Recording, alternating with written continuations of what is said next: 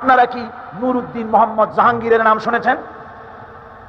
অনেকে শোনেন, অনেকে আবার বিশেষ করে আমাদের যুবকরা ইসলামী ইতিহাস, মুসলমানদের ইতিহাস এগুলি তো তাদের পড়ানো হয় কম। তারা আবার যদি জিজ্ঞাসা করা হয় ইন্ডিয়ান ফিল্ম স্টারের নাম যদি জিজ্ঞাসা করা হয়, তাহলে সেই নাম শুদ্ধ তার 14 গোষ্ঠীর ইতিহাস শুনাই দিতে পারবে, কিন্তু মুসলমানের ইতিহাস তার জানা নাই। বর্তমান শিক্ষা ব্যবস্থা এরকম হয়েছে। নুরউদ্দিন মোহাম্মদ জাহাঙ্গীরের প্রথম জীবন গিয়েছে একরকম। দিল্লির স্বর যাকে বলা হতো, যিনি দিল্লির সম্রাট হযরতে মুজাদ্দিদ আল ফিসানি রাহমাতুল্লাহ আলাইহির যখন সংস্পর্শে তিনি এসেছিলেন, তার জীবন ভিন্ন রূপে ভিন্ন খাতে প্রবাহিত হয়েছিল। এই সময় একদিন এক বুড়ি তার দরবারে এসে বলছে, জাহাপানা, আমি আপনার কাছে এসেছি একটা নালিশ করতে। আমার বাড়িটা আপনার এই বাড়ি থেকে বেশি দূরে নয়। আমার ছেলে সেনাবাহিনীতে চাকরি করে, ফ্রন্টিয়ারে এখন আছে, সেখানে সে যুদ্ধের মধ্যে সেখানে যুদ্ধরত।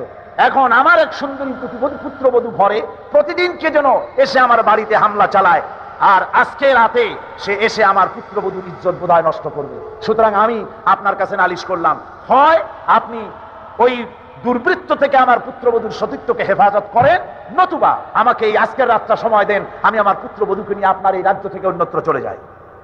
জাহাঙ্গীর কোনো কথার জবাব দিচ্ছেন না, চুপ করে আছে। মেয়ে লোকটি বুড়ি মানুষ তো রেগে গিয়েছে, বলছে, জাহাঙ্গীর, আমি তোমাকে হতে দেখছি, তুমি যদি আমার পুত্রবধূর সতীত্বের হেফাজতের কোনো দায়িত্ব না নাও, তাহলে তোমাকে বলছি, তুমি যে পরকালে বিশ্বাস করো, সেই পরকালে তোমার স্রষ্টার সামনে আমি তোমাকে আসামির কাঠ গড়ায় দাঁড় করাবো। জাহাঙ্গীর তবুও কিছু বললেন। মেয়ে লোকটি চলে গেল। গভীর রাত্রে জাহাঙ্গীর নিজে সেই বুড়ির বাড়ির কাছে চলে গিয়েছে। দেখেন দেওয়ালের পাশে একটা ঘোড়া দাঁড়ানো আর একটা প্রহরী।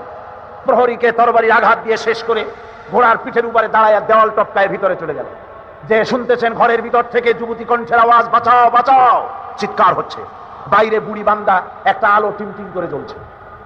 জাহাঙ্গীর গিয়ে বলছে, বুড়ি আলো নিবাও তাড়াতাড়ি। বুড়ি আলো নিভিয়ে দিল। জাহাঙ্গীর ভিতরে ঢুকে ওই দুর্বৃত্তের চুল বাম হাতে ধরে ডান হাত দিয়ে তরবারির আঘাত দিয়ে তার শিরচ্ছেদ করে দিলেন। বললেন, বুড়ি আলো জ্বালাও। বুড়ি আলো জ্বালালেন। এবার জাহাঙ্গীর আলোর সামনে মস্তকটা ধরে আলহামদুলিল্লাহ পড়ে হাত থেকে মাথাটা ছেড়ে দিলেন। বললেন, বুড়ি এক গ্লাস পানি লও। পানি আনা হলো, ঢক ঢক করে পানি খেলেন। বললেন, কালকে তুমি আমার দরবারে যাবে, সেখানে তোমার সঙ্গে আমার কথা হবে, তোমার পুত্রবধূকেও নিয়ে যাবে। পরের দিন জমজমাট রাজ দরবার, বুড়ি তার পুত্রবধূকে নিয়ে হাজির। জাহাঙ্গীর বলছেন, বুড়ি, তোমার বাড়ি গিয়ে আলো নিবাতে বলছিলাম, কেন জানো? হয় না, জানি না। জাহাঙ্গীর বললেন, তুমি যখন আমার কাছে নালিশ করেছো, আমি মনে মনে ভেবেছি আমার বাড়ির এত কাছে আমার যুবক ছেলে ছাড়া আর কারো এই সাহস হবে বলে আমার মন বলে নাই। সেজন্য মনে করেছিলাম আলোর সামনে যদি ছেলেকে দেখি আমার মনে দুর্বলতা আসতে পারে, বিচার না হক হয়ে যেতে পারে, হক বিচার নাও করতে পারি, সেই জন্য আলো নিভিয়ে দিতে বললাম। এরপরে তার শিরচ্ছেদ করে আলোর সামনে ধরে দেখলাম না, সে আমার ছেলে নয়, সে আরেকজন।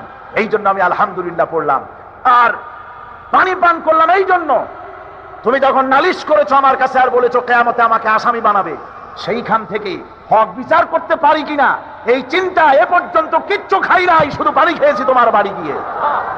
জাহাঙ্গীর তার মাথা থেকে মুকুট খুললেন। মুকুটটা খুলে বুড়ের পায়ের কাছে রেখে দিয়ে বলেন, বুড়ি, তুমি জেনে রাখো, দিল্লির সম্রাটের এই মুকুটের চাইতে তোমার পুত্রবধূর সতীত্বের মূল্য মুসলমানের কাছে 1000 গুণ বেশি। মুসলমানেরা পরধর্মের এই ইজ্জত, এই সম্মান ইসলাম দিয়েছে, মুসলমানেরা দিয়েছে। আর পরধর্মের উপরে অত্যাচার যদি হয়েছে ধর্ম নিরপেক্ষতাবাদীদেরকে দিয়ে হয়েছে। বলেন ঠিক কিনা?